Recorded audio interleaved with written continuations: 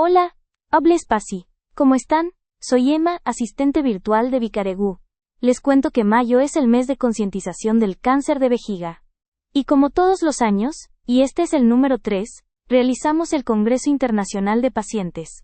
Un espacio donde encontrarán con un lenguaje sencillo y motivador todo lo relacionado con esta enfermedad, dirigido a pacientes, familiares y amigos. Le damos la bienvenida al Dr. Martín Ángel que nos hablará del cáncer de vejiga y sus tratamientos. Espacio Dameda. Adelante, doctor.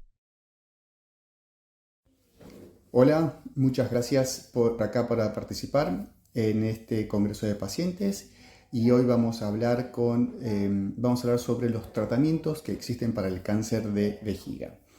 El cáncer de vejiga hoy se puede tratar desde la enfermedad localizada hasta la enfermedad avanzada con distintas estrategias. Podemos sumar la cirugía, que eso va a ser un gran capítulo que lo va a hablar el doctor Gustavo Villoldo, sobre todas las técnicas quirúrgicas que existen, y eso es principalmente utilizado para la enfermedad localizada. Después tenemos estrategias de radioterapia o radiación, tenemos las estrategias de quimioterapia. Hablando de las estrategias de conservación de vejiga, eso es cuando la cirugía no es factible poder hacerlo, se hace lo que se llama conservación de vejiga, significa mantener el órgano tal cual está, aunque tenga el tumor, y tratarlo específicamente para erradicar toda la enfermedad. Eso es una combinación de dos estrategias, tanto de radioterapia, que es externa, que va dirigido específicamente sobre la vejiga, más quimioterapia de forma endovenosa, de forma sistémica, que va para potenciar los efectos de la radioterapia. Normalmente esta estrategia se utiliza para los escenarios tempranos de la enfermedad. La duración de estos tratamientos dura aproximadamente entre 4 y 5 semanas y las toxicidades van a variar un poco, van a variar específicamente por la radioterapia, da efectos locales, principalmente en la vejiga, da ardor para orinar, que se llama disuria, puede dar urgencia miccional, puede dar, en casos muy extremos, de lo que se llama la retención aguda de orina, y de forma sistémica, algo de cansancio que experimentan los pacientes propio por la radioterapia. Por el uso de la quimioterapia en ese escenario, una dosis de quimioterapia bastante chica, no es la dosis plena como le llamamos habitualmente, es lo que se llama una dosis semanal, porque lo que hace es potenciar el efecto de la radioterapia. Se llama quimioterapia radiosensibilizante. Acá el pilar fundamental del tratamiento es la radioterapia y lo que nosotros sumamos es la quimioterapia para potenciar o aumentar la respuesta local. Por lo tanto, la dosis es baja, pero no así, por ser baja, no está exenta de toxicidades. La droga que más se utiliza en ese escenario es el cisplatino, porque es una droga más útil para el cáncer de vejiga. Y como la droga esta se elimina principalmente por riñón, una de las principales toxicidades es la renal. Los pacientes deben estar siempre bien hidratados para evitar esas complicaciones y a los pacientes se les advierte sobre algunos síntomas asociados como náuseas y vómitos para que estén alerta para ver cómo manejarlos tempranamente. Estos tratamientos logran una tasa de curación alta, más del 80%, y una conservación de la vejiga cercana al 50%, lo cual son números muy, muy novedosos y muy favorecedores para este escenario. Hay otros escenarios donde la quimioterapia se puede utilizar antes de la cirugía, que sería hacer quimioterapia neoadyuvante, y eso es una estrategia que hoy se utiliza mucho para tratar de achicar el tumor en la vejiga y facilitar la técnica quirúrgica después a los urólogos, y ahí es donde se utilizan esquemas de quimioterapia un poco más potentes, porque viene con combinación de drogas. Son dos esquemas, uno que se llama cisplatino gemcitabina o dosis densas de MVAC, que ese es mucho más potente y más fuerte. Entre los esquemas tienen beneficios y diferencias. Entre los beneficios es que el de gemcitabina cisplatino tiene mejor tolerancia, son menos tóxicos a nivel hematológico, o sea, hacen caer poco los glóbulos, producen poca anemia y producen poca descenso de las plaquetas, a diferencia de lo que es el dosis densas de MVAC, donde aumentan estas toxicidades hematológicas. Y a fines de la tasa de respuesta, significa qué tanto logramos achicar el tumor o reducir el tumor o de hacer desaparecer el tumor antes de la cirugía, Con el dosis densa de EMBAC, que es un poco más potente, se logran tasas de respuesta del 60% que cuando con el cisplatino gemcitabina se logran tasas de cercana al 50%. Esta diferencia hace mucho que nosotros definamos qué pacientes tenemos delante para definir qué esquema elegir para un paciente o el otro. No todos los pacientes van a poder recibir el mismo esquema, no todos los pacientes van a poder recibir el más intensificado por las comorbilidades, los efectos adversos y la tolerancia del esquema. Cuando la enfermedad se hace avanzada, hoy en día existen otras estrategias terapéuticas y lo que principalmente prima hoy en día es la combinación de quimioterapia más inmunoterapia en distintas formas. La quimioterapia hoy se puede utilizar primero, seguida después de inmunoterapia, o hay otro esquema que es la combinación de quimio más inmuno desde el principio, y hay un tercer esquema que se puede llamar que es quimioterapia más inmuno, pero en vez de dar la quimioterapia como tal cual como la conocemos, la entregamos o le llega a la célula tumoral a través de un anticuerpo monoclonal conjugado, que es lo que se llaman los anticuerpos conjugados a quimioterapia, que es una mejor forma de entregar la quimioterapia y también potenciado con la inmunoterapia. A modo de resumen, estos tres esquemas de quimioterapia, que el pilar fundamental o la parte importante del esquema es la quimioterapia, lo que hace la inmunoterapia es acompañar, lograr la respuesta y mantener esa respuesta a lo largo del tiempo. Han mostrado los tres esquemas impacto en la supervivencia global. O sea, hoy los pacientes viven más y lo que buscamos es que vivan más y mejor, sobre todo controlando la calidad de vida de estos pacientes. ¿En qué se basa el tema de la calidad de vida? No todos los esquemas tienen la misma toxicidad, entonces uno va balanceando para qué droga utilizar para qué paciente. Hoy una de las principales toxicidades que experimentan nuestros pacientes es lo que se llama neuropatía.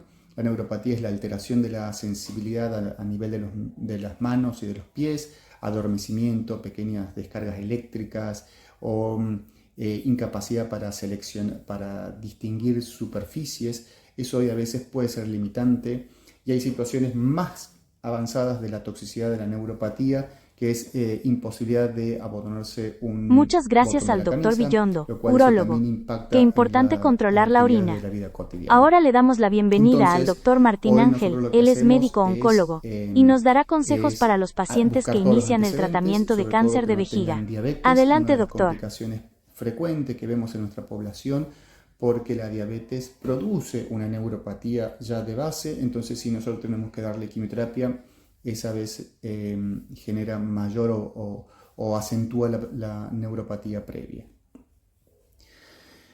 Asimismo, estos son unos tratamientos sistémicos que tenemos y existen hoy otras formas de personalizar la medicina a nivel de cáncer de vejiga y es buscando mutaciones específicas. Principalmente lo que buscamos es las mutaciones del factor del crecimiento fibroblástico, también conocido como FGFR. Estas mutaciones no son frecuentes, están alrededor del 15%. Se encuentran un poquito más frecuente en lo que se llama la enfermedad localizada o enfermedad no musculoinvasiva. Son estudios mucho más tempranos, que llega hasta casi un 40% de la frecuencia. Y para estos tipos de pacientes que tienen alteraciones en la mutación del gen, lo que se utiliza es una medicación que se llama erdafitinib. Al día de hoy es lo que está aprobado en la Argentina. Es una medicación específica que bloquea el sitio de unión del factor de crecimiento fibroblástico y logra tasa de respuestas sorprendente para los pacientes bien personalizadas. La diferencia está en que la toxicidad de estos medicamentos a veces es difícil manejarlo, requiere de un equipo multidisciplinario, requiere de que los pacientes tengan consultas con oftalmología, con dermatología, con el cardiólogo, porque tienen muchos trastornos principalmente cutáneos y de las uñas. Otra de las toxicidades que tuvimos que aprender a manejar nosotros los oncólogos fue el manejo del medio interno, que no era habitual para nosotros verlo en ese momento con otros esquemas de quimioterapia. Pero por suerte el equipo multidisciplinario, cuando incorporamos un nefrólogo o un clínico, nos ayuda muchísimo al manejo de las toxicidades. Hoy los pacientes se mantienen en tratamiento por mucho tiempo Gracias principalmente al equipo interdisciplinario que logra dar el soporte a cada una de estas necesidades o toxicidades habituales. Con esto espero haber cumplido con todo el panorama de tratamiento que cumple para el cáncer de vejiga y dispuesto a lo que necesiten y tengan una linda jornada. Saludos. Muchas gracias, doctor Martín Ángel. Muy clara la explicación. Ahora le vamos a dar la bienvenida al doctor Villondo, médico urólogo, nos va a hablar de la presencia de sangre en la orina. Adelante, doctor. Hola, ¿cómo les va? Mi nombre es Gustavo Villoldo, un gusto participar de este evento. Hoy les voy a hablar de hematuria, ¿sí? ¿Qué es la hematuria? La hematuria es la orina coloreada con sangre. Es decir, que cuando un paciente experimenta una orina de color rosada o roja o acompañada por coágulos, eso es una hematuria macroscópica, o sea, eso es la hematuria que vemos. Pero también hay otro tipo de hematuria que no vemos y que se diagnostica por medio de un análisis de orina como un sedimento urinario, por ejemplo, que se pide en forma rutinaria por su médico clínico. Esa hematuria o ese pequeño sangrado en orina, que es imperceptible a la vista, pero sí se demuestra en este análisis de orina, se la llama microscópica. Y es importante diferenciarla porque si bien las dos ameritan una consulta médica con alguien entrenado, en general un urólogo, hace que genere mucho más angustia cuando uno ve la sangre en orina, especialmente cuando está acompañada de coágulos. Bueno, hay factores de riesgos que me parece que es importante que deben conocer. La edad es un factor de riesgo, es decir, a medida que nos ponemos más grandes, aumenta la posibilidad de tener un tumor en la vejiga. También es importante la edad, sí, y eso cambia. La incidencia de cáncer de vejiga es un poco antes en los hombres que en las mujeres. También es muy importante el grado de sangrado o el grado de hematuria. Si no es lo mismo que haya 2 o 3 células sanguíneas en la orina que haya 400 células sanguíneas en orina, eso cambia por completo. Y obviamente también es importante la presencia, ¿no?, en algún momento de haber tenido un sangrado macroscópico. Les quiero aclarar que lo más frecuente de los sangrados en orina no es un tumor de vejiga. Hay múltiples causas de sangrado. Por eso me parece que es tan importante que en lugar de quedar paralizado por el miedo y por el susto a lo que ocurre y que es entendible, hagan una consulta en tiempo y forma y apropiada, porque lo más probable es que los pacientes que hacen pis con sangre tengan otra causa de sangrado, no un tumor de vejiga. Ahora, si nosotros tenemos en cuenta los factores de riesgo y empezamos a sumar o a hacer sumatorias de factores de riesgo, entonces en ese contexto puede aumentar la posibilidad de que un paciente tenga un tumor. Pero por otro lado, si el tumor es diagnosticado en forma temprana, se puede tratar en forma mucho más fácil y sencilla que cuando los tumores son avanzados o localmente avanzados. También es importante tener presente para los pacientes algunos antecedentes. Si, por ejemplo, tuvieron irradiación de la pelvis, si por algún tumor ginecológico o por un tumor de próstata tuvieron irradiación de pelvis, eso es un factor de riesgo. También hay algunas drogas como la ciclofosfamida. Hay algunos pacientes que reciben esta quimioterapia. Aquellos que la reciben pueden tener más riesgo. También hay una incidencia familiar, es decir, en aquellos casos o familias en los cuales haya ya existencia de tumores de urotelio o de vejiga, deben hacer consultas y descartar que no tengan algún síndrome de Lynch. También hay algunas exposiciones laborales, ¿sí? Hay algunas aminas, ¿sí? La industria del caucho, hay algunos pacientes que viven en áreas cercanas a fábricas que manejan estos compuestos que pueden aumentar su riesgo. Y por supuesto tener cuerpos extraños en vejiga, piedras por muchos años y algunas parasitosis que ya están casi en extinción, especialmente en Egipto. Acá nosotros no tenemos eso. Así que bueno, esos son de alguna manera los factores de riesgo, ¿sí? Entonces, lo que quiero aclararles, como para que se queden tranquilos, es que nosotros tenemos hay una nueva clasificación. Antes, ¿qué hacíamos? Le hacíamos a todos lo mismo. Esto significa que cada vez que venía un paciente con orina con sangre, hematuria, y fumaba, y era mayor de 50, lo primero que pensábamos es en descartar un tumor de vejiga. Y le hacíamos de todo. De todo significa, hacíamos alguna imagen, en general una tomografía, hacemos un análisis de orina para ver si no hay una infección y hacemos una endoscopía por uretra hasta la vejiga, a la cual vamos a denominar cistoscopía, que no deja de ser un procedimiento invasivo y molesto. Entonces, hoy sabemos que es importante definir si la hematuria es grosera, macroscópica o no perceptible y microscópica. Eso cambia. También, como les dije, es muy importante, especialmente en aquellos pacientes con hematuria microscópica, definir qué cantidad de glóbulos rojos hay en la muestra. Si hay menos de 10, ¿sí? Si hay más de 10 o si hay más de 200. ¿Sí? También, como les dije, es importante el sexo. En las mujeres, en general, hay algo menos de riesgo de tener cáncer de vejiga, más allá que aumenta la incidencia en mujeres por el hábito de fumar. Pero en general es más frecuente por encima de los 60 años, en las mujeres que haya más riesgo de tener cáncer de vejiga. En cambio, cuanto más grande es la mujer, ¿sí?, más es el riesgo. Y pasa lo mismo con los hombres, pero la edad en la cual nos empezamos a preocupar es a partir de los 40, 50. Parecido a cuando empiezan los chequeos de próstata. Así que hay que tener presente también cuál es ese grado. También es importante tener presente la cantidad de cigarrillos que se fuma por día y hace cuánto que fuman los pacientes. Entonces, esto se los cuento porque cuando los pacientes vienen a la consulta, nosotros los médicos especialistas tenemos que hacer toda esta valoración. Porque cometeríamos el error de hacer procedimientos invasivos a mucha gente en forma innecesaria si no los valoramos. Como les explicaba, antes a todos les hacíamos lo mismo. Y hoy lo tenemos que personalizar por categoría de riesgos. Hay algo que se llama medicina personalizada, en la cual los pacientes nos cuentan sus síntomas, los médicos o urólogos en este caso, interpretamos y actuamos en su defecto.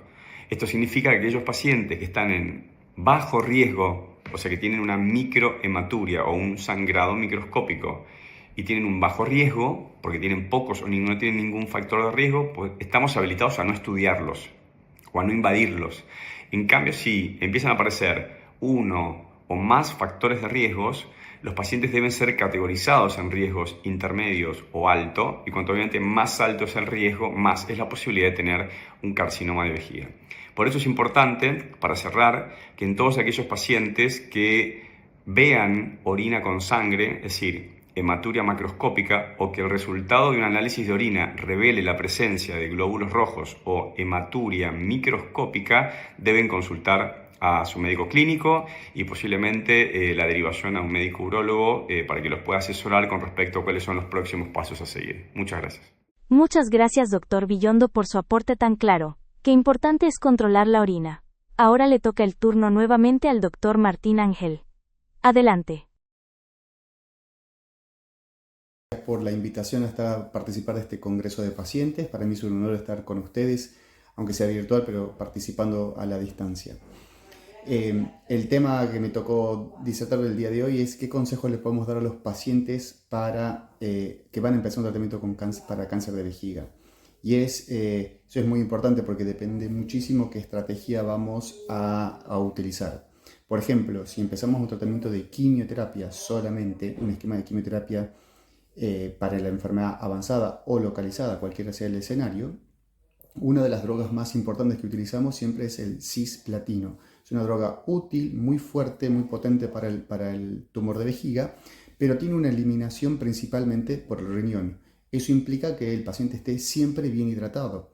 Una manera de hidratarse constantemente ayuda a que se elimine rápidamente la droga del cuerpo, evite toxicidades a largo plazo, como así también evita que tenga complicaciones locales.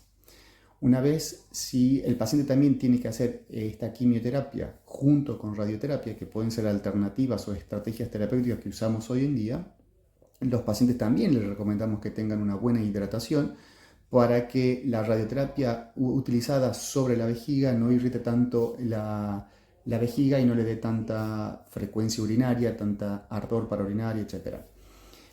Algunas estrategias que les recomendamos a los pacientes, porque muchas veces tomar mucho líquido a veces puede ser aburrido, entonces le decimos que lo puede hacer a través de infusiones, cualquiera de sus formas. Puede ser con gelatina, que es una forma de mantenerse hidratado habitualmente. En cuanto a lo que es la alimentación general, las recomendaciones son las mismas que para cualquier tratamiento de quimioterapia o de radioterapia. Alimentaciones siempre de buena procedencia, bien balanceado, no hay que sumar ni restar alimentos en esta estrategia, así que no hay ningún otro tipo de recomendación. Y por último, Una de las recomendaciones que habitualmente le decimos a los pacientes que están por empezar algún tipo de tratamiento sistémico es que principalmente se adhieran a los controles, vayan al médico, consulten por cualquiera de las dudas que vayan a tener. Es mucho más sano poder evitar o resolver rápidamente por una consulta una duda antes de cometer algún tipo de error. En los hospitales de día generalmente siempre hay mucho soporte de la parte de enfermería, nos brindan esa ayuda para que brindarle los conocimientos y las herramientas necesarias al paciente para que pueda hacer. Por lo menos en mi institución lo que hacemos es, siempre tiene una charla de primera vez donde se abarca todos los consejos. Y si hoy en día con todo el tema de la inteligencia artificial, Google, etcétera, los pacientes quieren chatear con ChatGPT o quieren googlear, está perfecto, pero la información brindada por esas herramientas sería bueno que la discutan con el personal de salud para discutir hoy en día qué tanto aplica para cada paciente en particular y por el esquema que están recibiendo. Así que creo que esto puede llegar a ser unos consejos útiles para los pacientes que van a empezar algún tipo de tratamiento sistémico. Muchas gracias.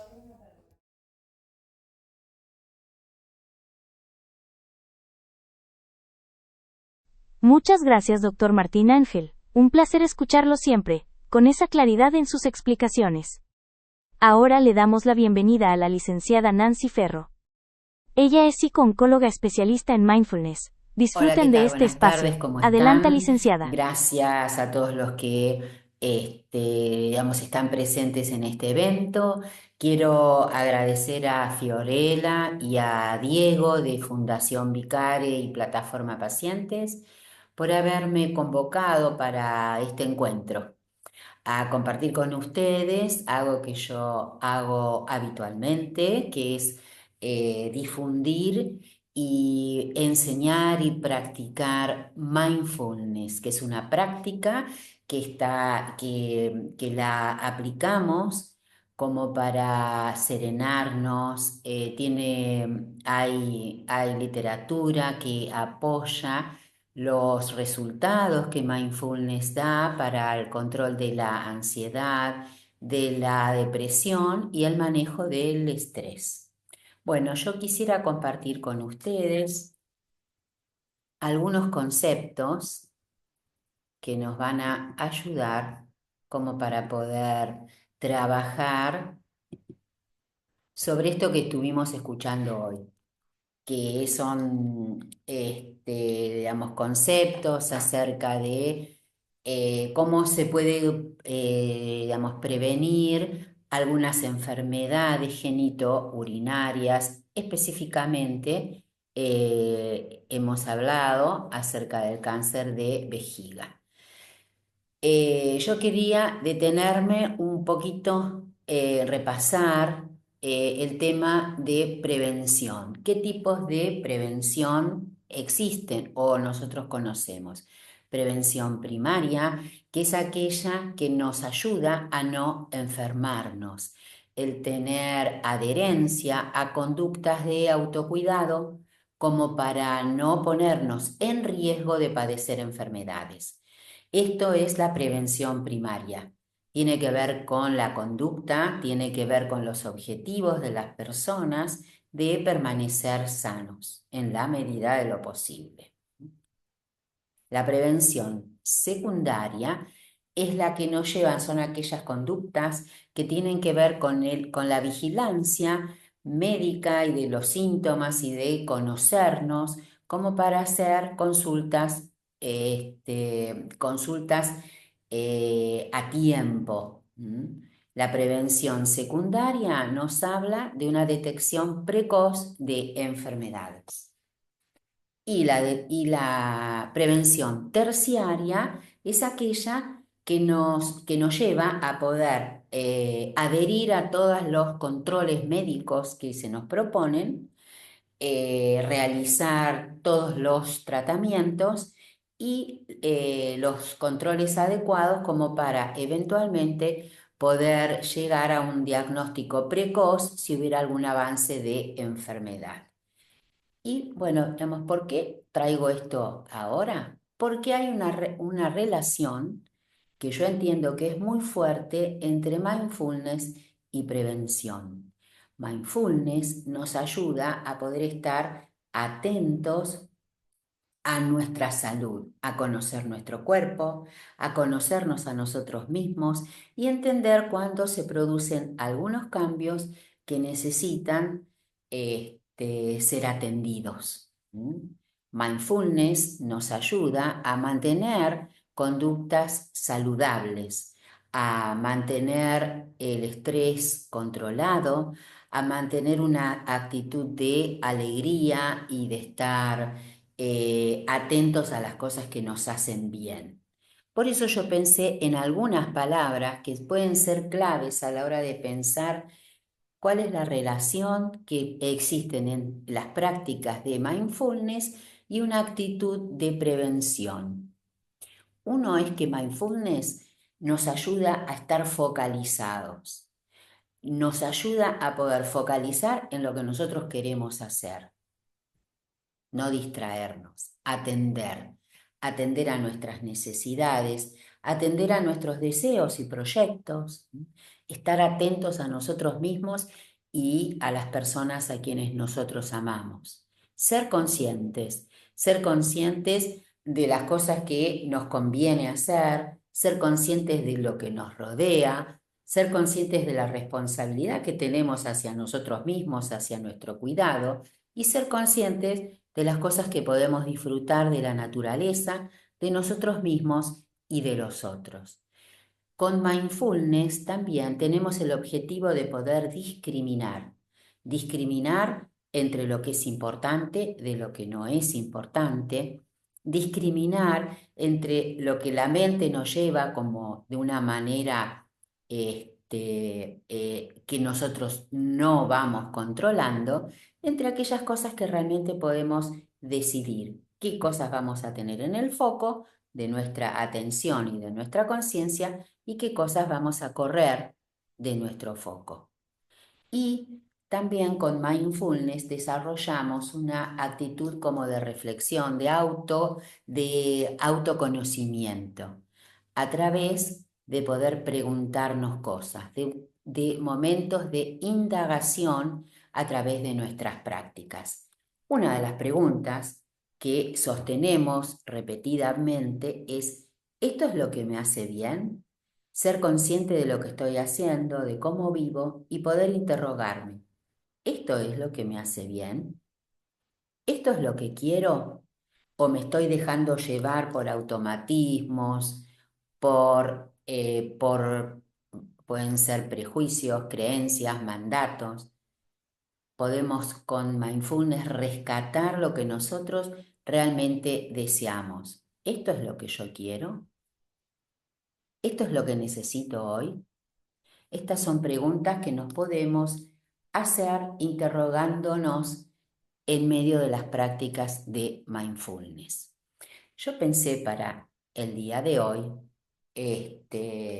como una cuestión cómica, a veces estamos apurados, vivimos apurados, inclusive estamos apurados dentro de las prácticas de mindfulness.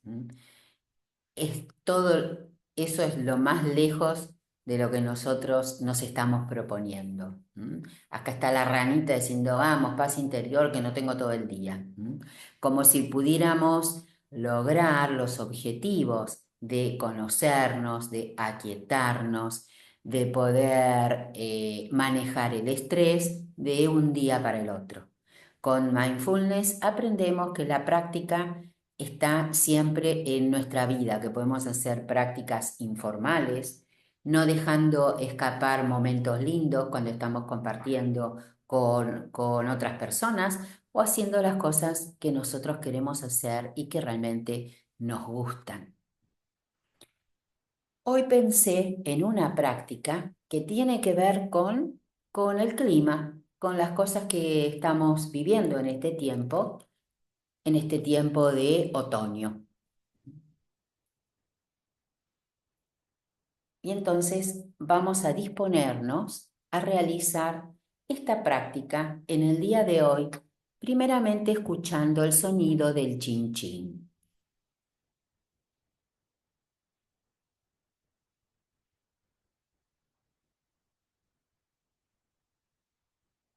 Cada quien en donde se encuentra va a buscar una posición cómoda. Buscamos una posición cómoda que nos permita estar atentos, pero relajados,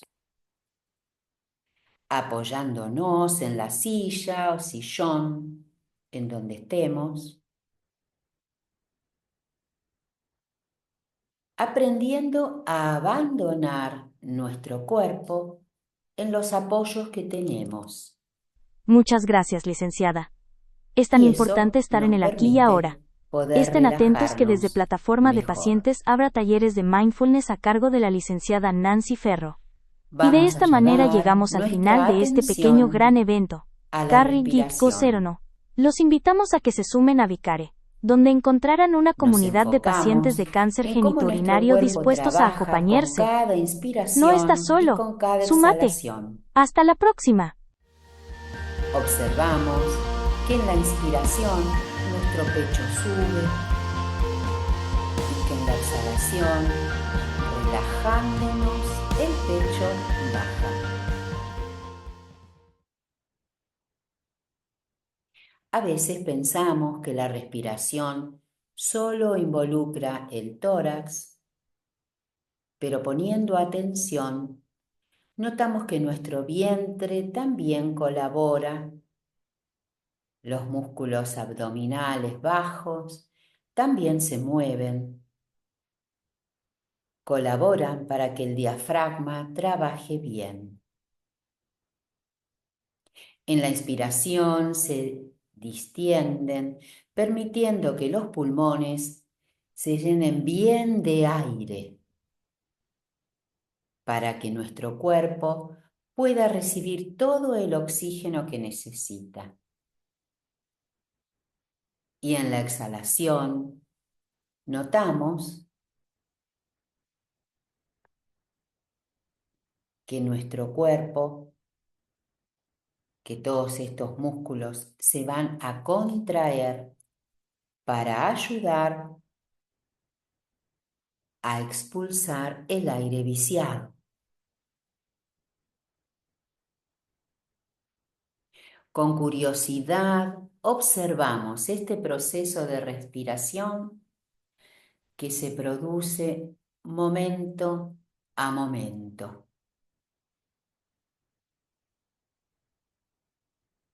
Nos proponemos estar aquí en cada inspiración y en cada exhalación.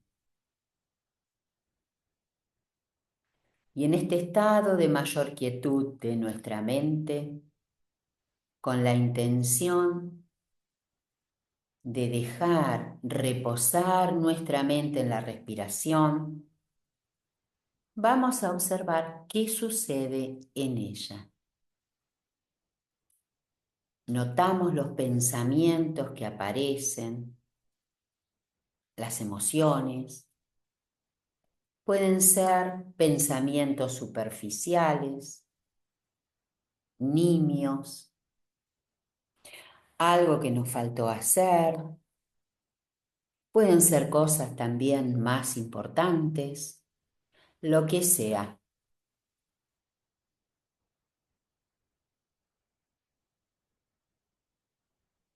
Cualquier cosa que esté presente en nuestra mente.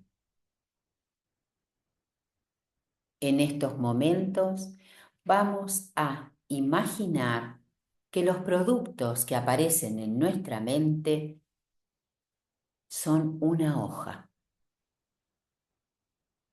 hoja marrón, amarillenta, que está en un árbol, sopla el viento, la hoja se desprende y vuela.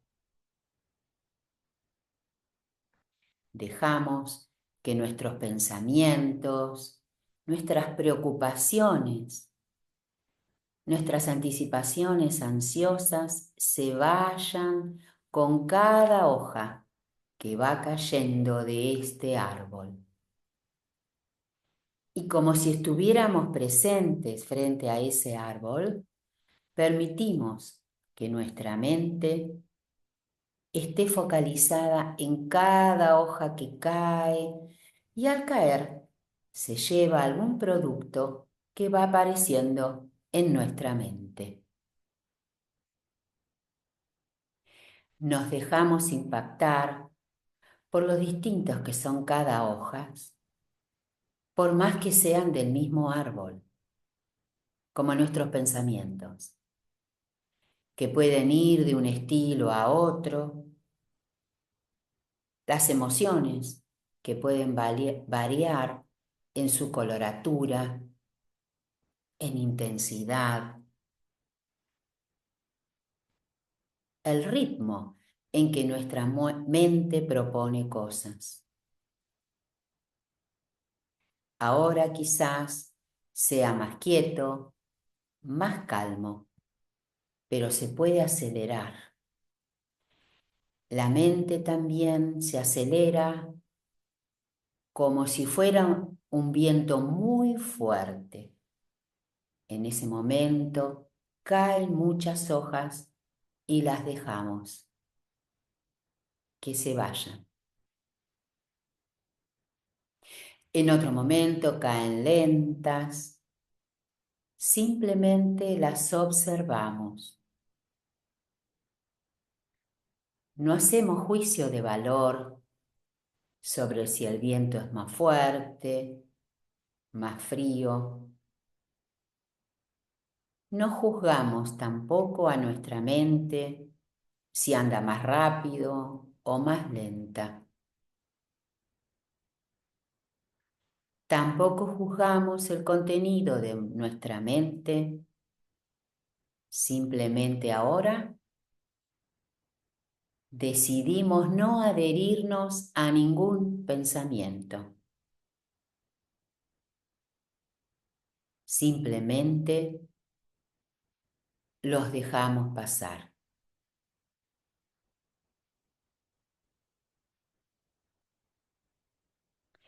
Permanecemos un tiempo observando el devenir de la mente y transformando los pensamientos en hojas que se va llevando el viento. Como si pudiéramos respirar cada hoja que cae, dejamos que cada una de estas hojas se lleve un pensamiento, una emoción, y nos permitimos volver nuestra mente al aquí y ahora, volviendo a tomar una inspiración ahora más profunda.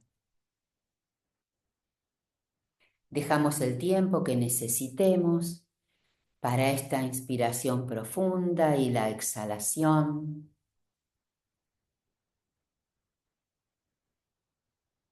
Y mientras exhalamos, vamos moviendo suavemente los hombros hacia adelante, los rotamos hacia atrás y cada quien observa su cuerpo para realizar aquellos movimientos que necesite para poner fin a nuestra práctica.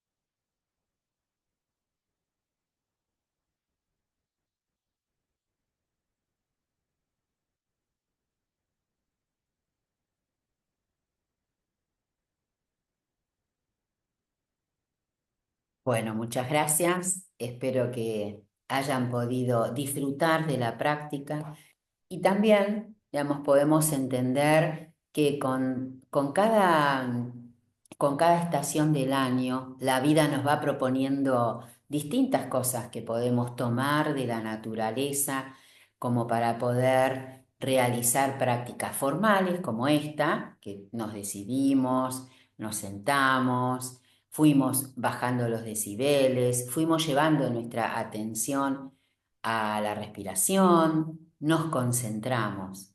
O en otro momento de prácticas informales, vamos paseando por la calle y podemos realizar mindfulness viendo las hojas caer. Bueno, les agradezco. Buenas noches. Gracias a todos.